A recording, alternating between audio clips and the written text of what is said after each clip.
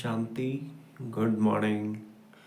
आज है 8/5/2025 के मुरली। आज की वाणी का सार है, मीठे बच्चे देही अभिमानी बन, बाप को याद करो तो याद का बल जमा होगा। याद के बल से तुम सारे विश्व का राज ले सकते हो। प्रश्न है, कौन सी बात तुम बच्चों के ख्याल ख्वाब में भी नहीं थी जो प्रैक्टिकल हुई है?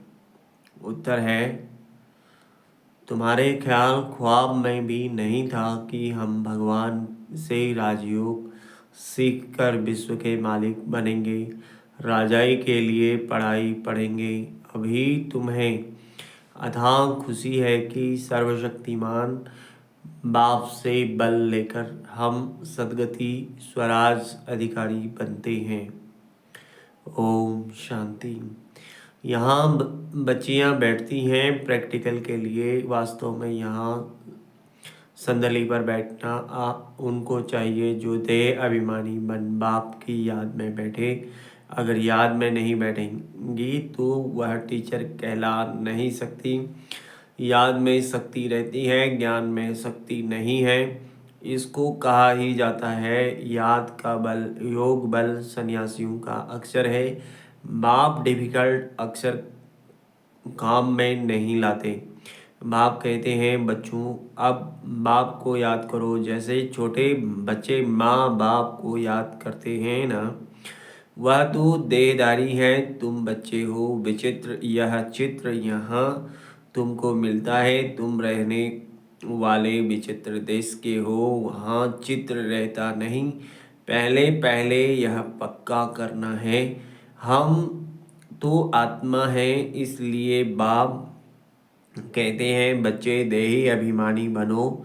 अपने को आत्मा निश्चय करो।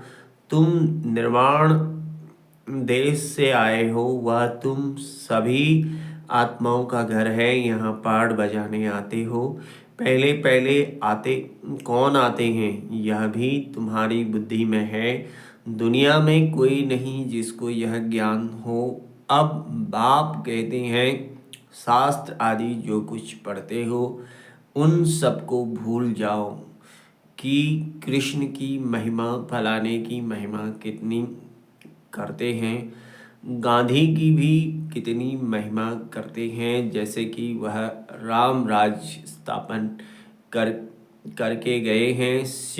परंतु शिव भगवानुवाच, आदि सनातन राजा रानी के राज्य का जो कायदा था, बाप ने राजयोग सिखाकर राजा रानी बनाया। उस ईश्वरीय रस्म रिवाज को भी तोड़ डाला।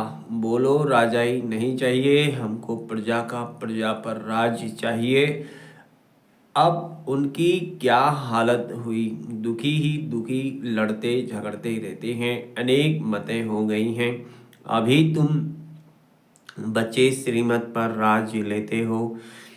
इतनी तुम्हारे में ताकत रहती है जो वहाँ लश्कर आदि होता नहीं।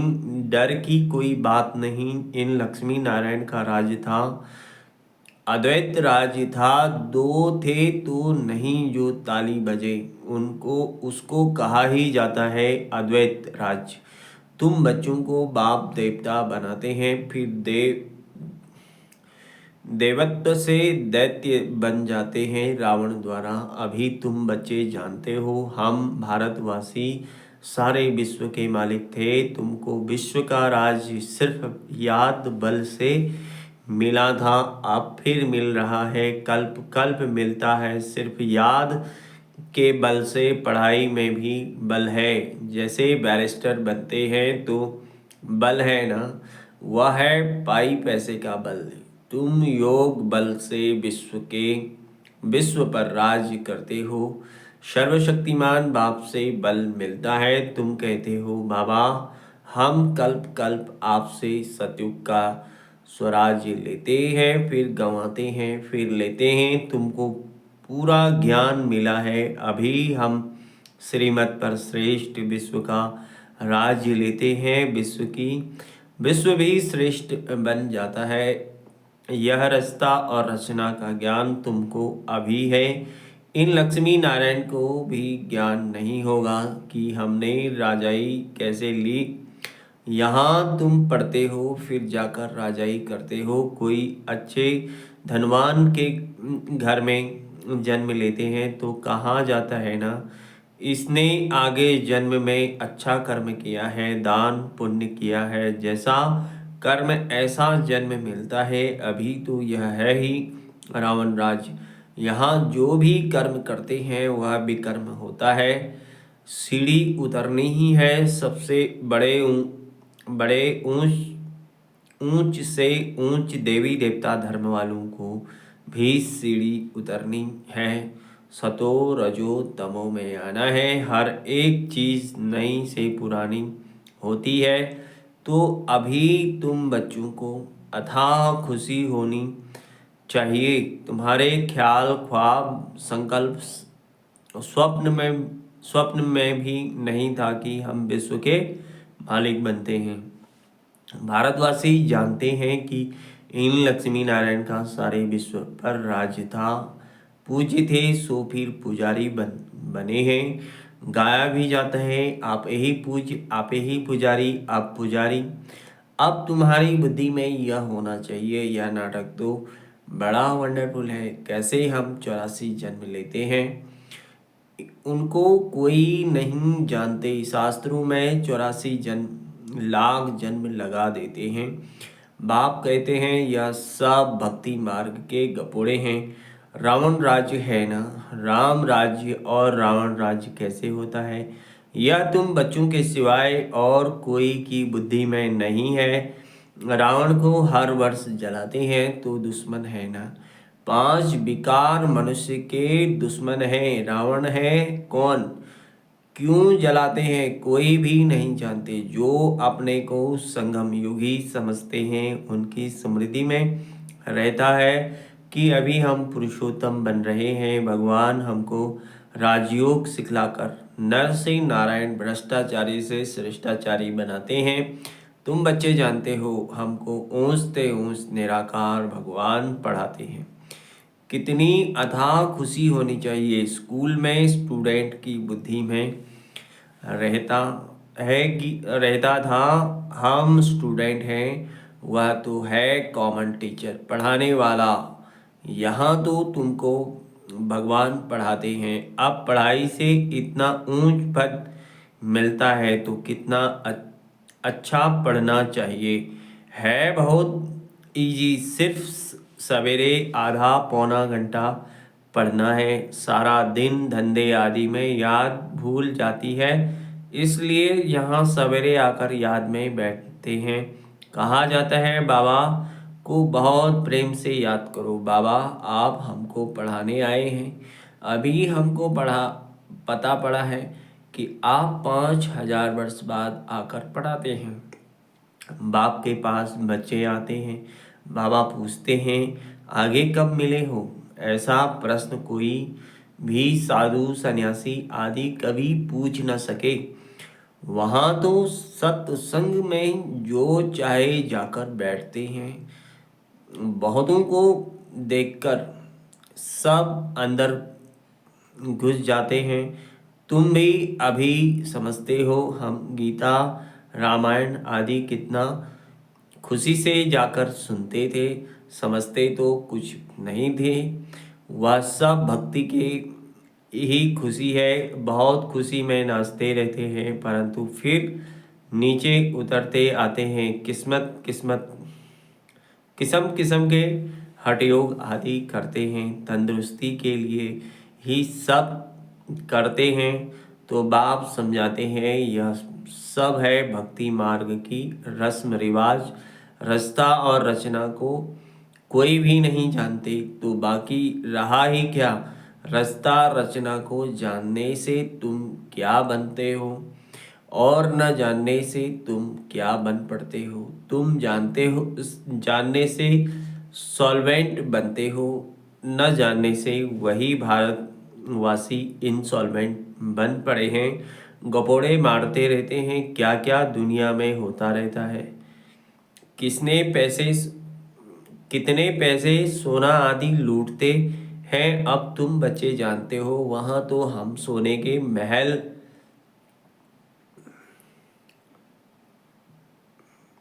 के महल बनाएंगे। बैरिस्टरी आदि पढ़ते हैं तो अंदर में रहता है ना। हम यह इम्तहान पास कर फिर यह करेंगे, घर बनाएंगे। तुमको क्यों नहीं बुद्धि में आता है? हम स्वर्ग का प्रिंस प्रिंसेस बनने के लिए पढ़ रहे हैं। खुशी कितनी रहनी चाहिए, परंतु बाहर जाने से भी खुशी गुम हो जाती है। छोटी छोटी बच्चियां इस ज्ञान में लग जाती हैं। संबंधी कुछ भी समझते नहीं, कह देते जादू है, कहते हैं हम पढ़ने नहीं देंगे। इस हालत में जब तक सगीर है तो माँ बाप का कहना मानना पड़े, हम ले नहीं सकते। बहुत खिटपिट हो पड़ती है। शुरू में कितनी खिटपिट हुई। बच्ची कहे हम 18 वर्ष की हैं, बाप कहे नहीं 16 वर्ष की है। सगीर है, झगड़ा कर पकड़ ले जाते हैं। सगीर माना ही बाप के हुक्म में चलना है। बालिक है, फिर जो चाहे सो करें, कायदे भी हैं ना। बाबा कहते हैं तुम जब बाप के पास आते हो तो कायदा है अपने लौकिक बाप का सर्टिफिकेट चिट्ठी लेकर आओ। फिर मैनर्स भी देखने होते हैं। मैनर्स ठीक नहीं है तो वापस जाना पड़ेगा। खेल में भी ऐसे होता है, ठीक नहीं खेलेंगे तो उनको कहेंगे बाहर जाओ। आबरू इज्जत गंवाते हैं हो। अभी तुम बच्चे जानते हो हम युद्ध के मैदान में हैं। कल्प कल्प बाप आकर हमको माया पर जीत पहनाते हैं। मूल बात ही है पावन बनने की। पतित बने हैं विकार से। बाप कहते हैं काम महाशत्रु है, या आदि मध्य अंत दुख देने वाला है। जो ब्राह्मण बनेंगे वही फिर देवी देवता धर्म में आएंगे। ब्राह्मणों में भी नंबर वार होते हैं। समा पर परवाने आते हैं। कोई तो जल मरते हैं, कोई फिर फेरी पहनकर चले जाते हैं। यहाँ भी आए हैं, कोई तो एकदम फिदा होते हैं, कोई सुनकर फिर चले जाते हैं। आगे तो ब्लड से भी लिख कर देते थे बाबा हम आपके हैं। फिर भी माया हरा देती है। इतनी माया की युद्ध चलती है, इनको ही युद्ध स्थल कहा जाता है। यह भी तुम समझते हो। परमपिता परमात्मा ब्रह्मा द्वारा सभी वेदों शास्त्रों का सार समझाते हैं। चित्र तो ढेर बना दिए हैं न। नारद का भी मिसाल इस समय का है। सब कहते हैं हम लक्ष्मी अथवा नारायण बनेंगे। बाप कहते हैं अपने अंदर में देखो हम लायक हैं, हमारे में कोई विकार तो नहीं है। नारद भक्त तो सब है ना। यह एक मिसाल लिखा है। भक्ति मार्ग वाले कहते हैं हम श्री लक्ष्मी को वर सकते हैं। बाप कहते हैं कि नहीं, जब ज्ञान सुने तब सदगति को पा सकेंगे। मैं पतित पावन ही सबकी सदगति करने वाला हूँ। अभी तुम समझते हो बाप हमको रावण राज्य से लिबरेट कर रहे हैं। वह है जिस्मानी यात्रा। भगवान वाच मन मना भव। बस इसमें धक्के खाने की बात नहीं, वह सब है भक्ति मार्ग के धक्के। आधा कल्प ब्रह्मा का दिन, आधा कल्प है ब्रह्मा की रात। तुम समझते हो हम सब बीके का अभी आधा कल्प दिन होगा। हम सुखधाम में होंगे, वहाँ भक्ति नहीं होगी। अभी तुम बच्चे जानते हो हम सबसे साहूकार बनते हैं तो कितनी खुशी होनी चाहिए।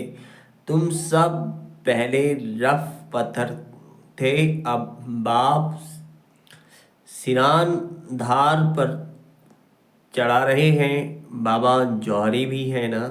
ड्रामा अनुसार बाबा ने रथ भी अनुभवी लिया है, गायन भी है। गांव का छोरा श्री कृष्ण गांव का छोरा कैसे हो सकता है? वह तो सतयुग में था, उनको तो झूलों में झुलाते हैं, ताज पहनाते हैं, फिर गांव का छोरा क्यों कहते? गांव के छोरे श्याम ठहरे, अभी सुंदर बनने आए हो। बाप ज्ञान की सिरान पर चढ़ाते हैं ना, यह सत्य का संग कल्प कल्प कल्प में एक ही बार मिलता है, बाकी सब है झूठ संग। इसलिए बाप कहते हैं हियर नो इविल, ऐसी बातें मत सुनो जहां हमारी और तुम्हारी ग्लानि करते रहते हैं। जो कुमारियां ज्ञान में आती हैं वह तो कह सकती हैं कि हम बाप की प्रॉपर्टी में हिस्सा हैं, क्यों ना हम उनसे भारत की सेवा अर्थ सेंटर खोलूं। कन्यादान तो देना ही है, वह हिस्सा हमको दो तो हम सेंटर खोलें, बहुतों का कल्याण होगा।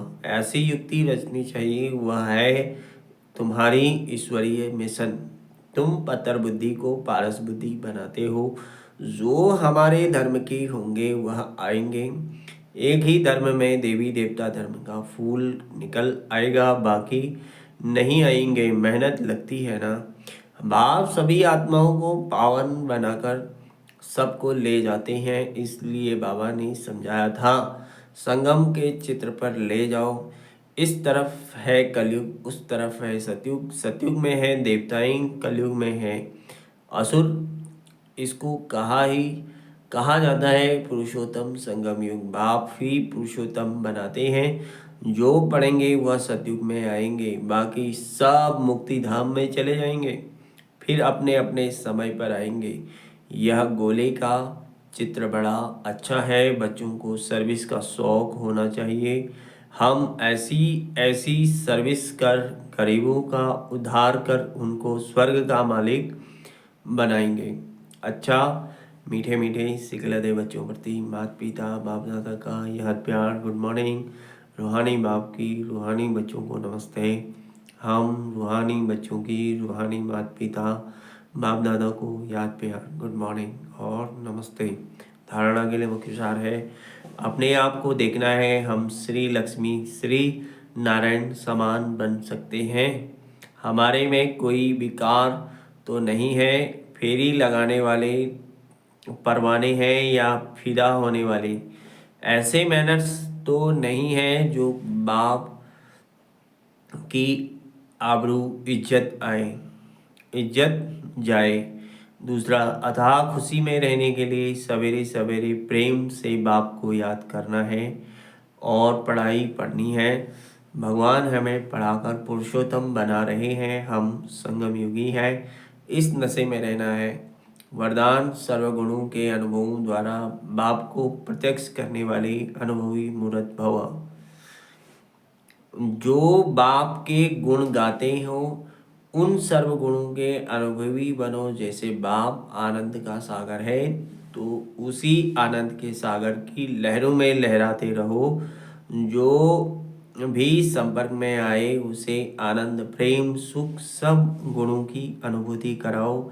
ऐसे ही सर्व गुणों के अनुभवी मूर्त बनो तो आप द्वारा बाप की सूरत प्रत्यक्ष हो, क्योंकि आप महान आत्माएं ही परम आत्मा को अपनी अनुभवी मूर्ति से प्रत्यक्ष कर सकती हो।